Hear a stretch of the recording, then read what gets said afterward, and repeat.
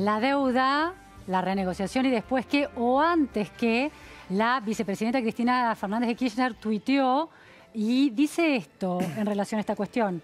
Lo primero que tenemos que hacer para poder pagar es salir de la recesión, y se sale de la recesión con una gran inversión por parte del Estado.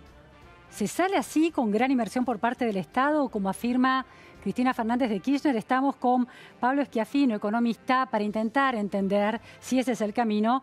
Muchas gracias, Pablo, por estar aquí. Gracias por la invitación. Pablo es director de la licenciatura en Ciencias Sociales, especialista en macroeconomía y en teoría de las crisis económicas, así que es el economista indicado. ¿Deuda, recesión, se sale de la recesión con más y una gran inversión del Estado? Bueno, vamos por ahí, conviene, digamos, poner el tuit en contexto, ¿no? O sea, y vamos a ponerle nombre y apellido.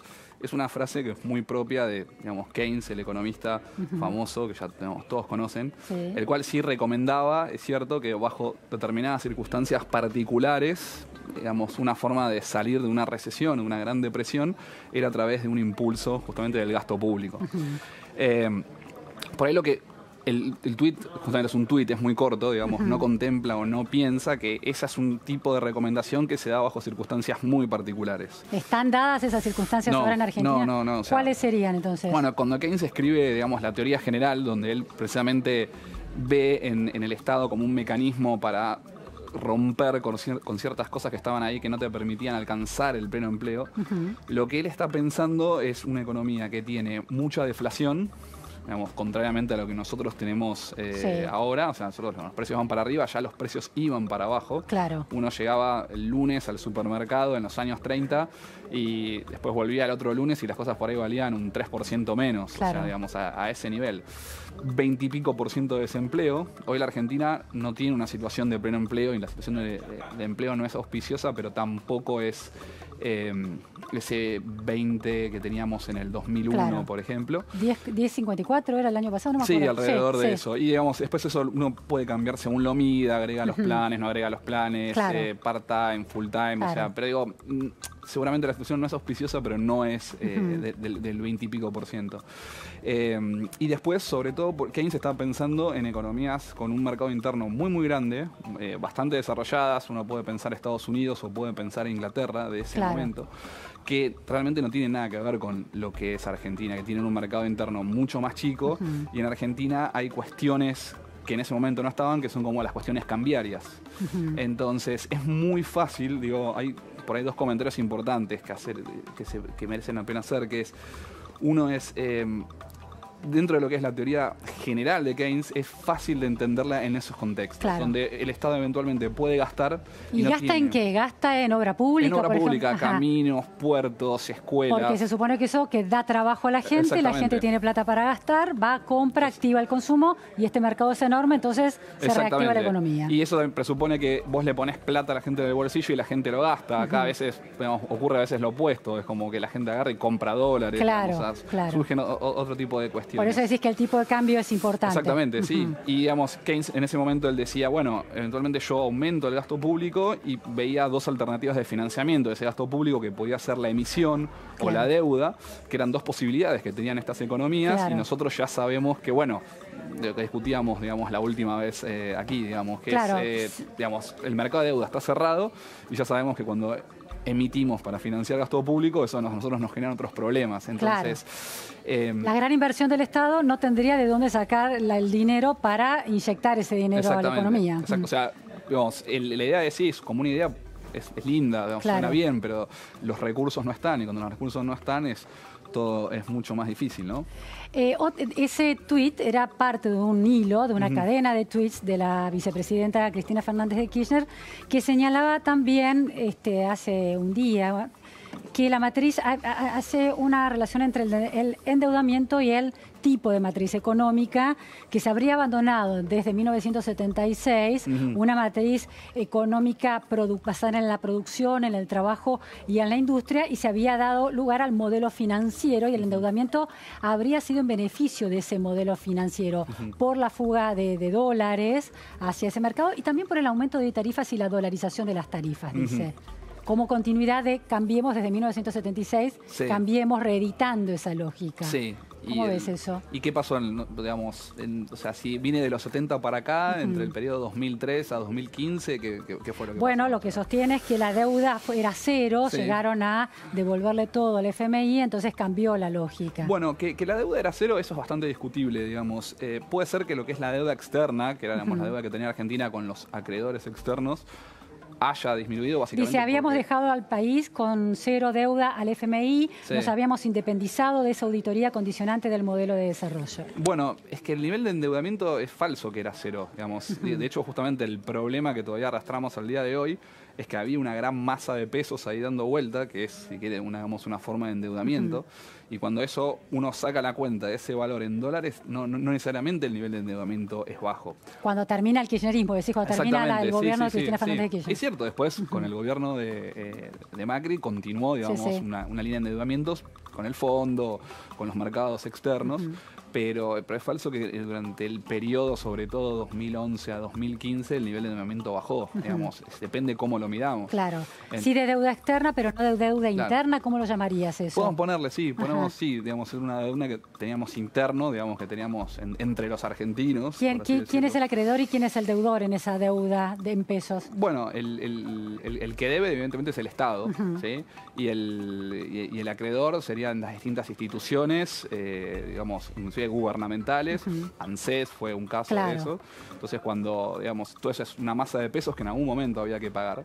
Y en el momento de pagarlo había que, bueno, si lo pagabas, corrías el riesgo de que después se te dispare justamente la inflación. Entonces, nosotros, digamos, obviamente, todos los años hemos tenido distintos problemas generados por la persona que estaba ahí, pero muchos de los problemas que tenemos hoy vienen arrastrados justamente de ese momento. Lo que sí es cierto puede ser, digamos, que el fondo, si mal no recuerdo, que fue en el 2005 o 2006, cuando le pagan, digamos, al Fondo Monetario 6.000, 7.000 millones de dólares, se sacó de encima al fondo, en ese momento Néstor. Y eso, si quieres, como la primera línea de endeudamiento, es cierto, bajó, pero después todo atrás había un montón de números, digo, el Banco Central. Es lo que más ahora recuerdo, digamos, el endeudamiento con el Banco Central, eso es deuda. ¿Sí? No es la típica deuda con el acreedor externo que condiciona, pero es una deuda que se toma como estructural, ¿no? Le podemos poner el nombre que queramos. Se naturaliza de alguna manera. O sea, no parece deuda, pero pero es. O sea, digo, hay que pagarlo y si no hay que pagarlo, en algún momento, bueno, alguien va a dejar de cobrar eso, ¿no? Claro. Pablo, ¿cómo es esta cuestión de que el endeudamiento dice, se prestó para que se fugara el dinero? La fuga fue por varios agujeros. Al mundo de la especulación financiera y, por otro lado, a las tarifas convertidas en pesos y luego en dólares para llevársela afuera. Sí. ¿Cómo ves esa explicación? Primero, eso no sé si es tan cierto, pero sí puedo tratar de explicar lo que ella está queriendo decir ahí. Básicamente, cuando uno tiene, vamos a ponerlo en el caso más simple, cuando uno vos vas al banco, o el home banking, como sea, y cuando vos tenés tus pesos y comprás dólares, haces un clic o vas por la caja y agarrás esos dólares y te los llevas a tu casa, eso se puede interpretar como una fuga. Ahora, el FMI nos prestó 50.000 millones de dólares y los argentinos nos llevamos al colchón, seamos optimistas, o hubo grandes compradores de dólares que se los llevaron. Eso pasó. Bueno, pasó en parte, digamos, pero no es cierto que, digamos, toda la plata del fondo se haya ido ahí. O sea, y no estoy seguro si era exactamente esa plata del fondo, digamos, la que terminó en el colchón de los argentinos. O sea, sí, seguramente parte de las reservas totales que tenía Argentina en dólares, que antes estaban en el sistema financiero, ahora están fuera del sistema financiero. ¿Y a dónde se fue entonces la plata? Porque lo que sostiene la expresidenta, actual vicepresidenta, no fue a obra pública, no fueron a represas, no fue... No, pero tampoco se pretende, digamos, ese no es el rol, digamos, ella lo debería saber bien. Justamente el Fondo Monetario no es un fondo financiero y está justamente para dar préstamos de corto plazo para salir de esta situación de los países, situaciones fiscales. El que generalmente se encarga de financiar obra pública, proyectos de largo plazo, con otros montos y otra tasa de interés es el Banco Mundial o el BID. El BID, digamos. Debería venir de ahí. nadie pretendería que el fondo venga a financiarte parte, digamos, del gasto. Sí es cierto, del gasto, digamos, en infraestructura. Sí es cierto que gran parte del gasto corriente, digamos, se utilizó sobre todo asignaciones universales para los aumentos correspondientes, se financiaron con préstamos o con parte del préstamo que vino, digamos, por parte del fondo. Ayuda social. Ayuda social. Digamos, después no estoy defendiendo, digamos, ese acuerdo. Para entender, pero, digamos, sí, gran parte de eso fue y se trató de priorizar, digamos, en la gestión anterior, cuando se hacían los recortes, tratar de contener lo que era el gasto social. Y parte de la plata del fondo ayudó, por lo menos, para sostener eso. Ahora, ¿un país puede vivir tiene sentido y es recomendable que un país viva completamente desendeudado? En este sentido lo planteo, si uno lo lleva a una empresa, las empresas se apalancan en la deuda porque es una manera más efectiva de obtener dinero en lugar de usar su propio capital, ¿no? Sí, sí. ¿Esa lógica puede ser llevada a un país también?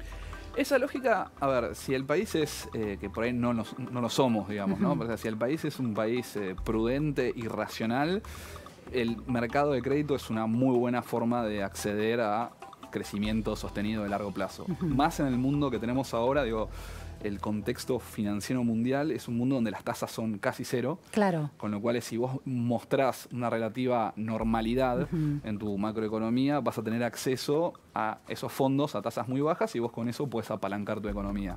Ahora, ¿qué es lo que pasa? Argentina ha demostrado constantemente, digo, por eso hemos tenido, digamos, cada menos de 10 años tenemos un default de algún tipo, que Argentina no es o no está madura para manejar ese mercado. Claro. Algo que por ahí entiende, digamos, más el peronismo, en el sentido que dice, entiendo que, esta es una lectura que yo hago. A ver. Entiendo cuando que... Decís, perdóname, antes de que desarrolles ese... Cuando decís que la Argentina no está madura, no es un concepto de maduración económica, sino madura en términos de su clase dirigente, de su concepción, de su sociedad. Sí. No está como... Le cuesta mucho manejar una macro prudencial. ¿Y el peronismo le cuesta menos? A ver, no digo que le cueste menos. El peronismo entiende por ahí los beneficios que pueden tener los mercados de créditos, pero al mismo tiempo sabe los riesgos que eso conlleva. Porque conocen bien a su sociedad y a la clase dirigente que ha estado mucho en el poder. Vamos a suponer que es eso. O entiende la lógica del mercado. Es muy loco decir, como hasta paradójico decirlo así. Entienden muy bien la lógica del mercado, en el sentido que dicen, si yo sé que tengo un mercado, por ejemplo, libre de cambios, donde hay una oferta de dólares y una demanda de dólares, bueno, y después surge algo así como un tipo de cambio, bueno, ellos entienden y dicen, ese mercado no debería ser totalmente libre.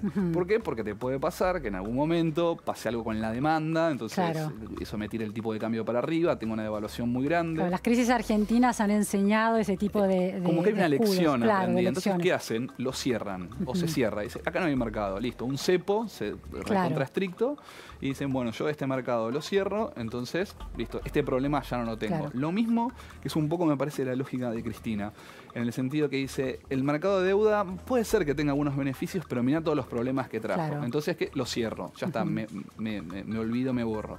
Ahora, de la misma manera que te evitás, si querés, la parte mala, que es la parte que te da la volatilidad, al mismo tiempo te perdés las cosas buenas que tienen, digamos, porque muchos de los países, sobre todo los que han tenido como crecimiento sostenido en el largo plazo, lo han hecho iniciando o tomando deuda inicialmente y utilizando eso para justamente generar un crecimiento sostenido de muy largo plazo. Es dificilísimo entrar en Argentina en ese círculo virtuoso. Muchísimas gracias, Pablo Schiaffino, por estas precisiones. Nos quedó más claro ahora los dichos de la expresidenta, actual vicepresidenta.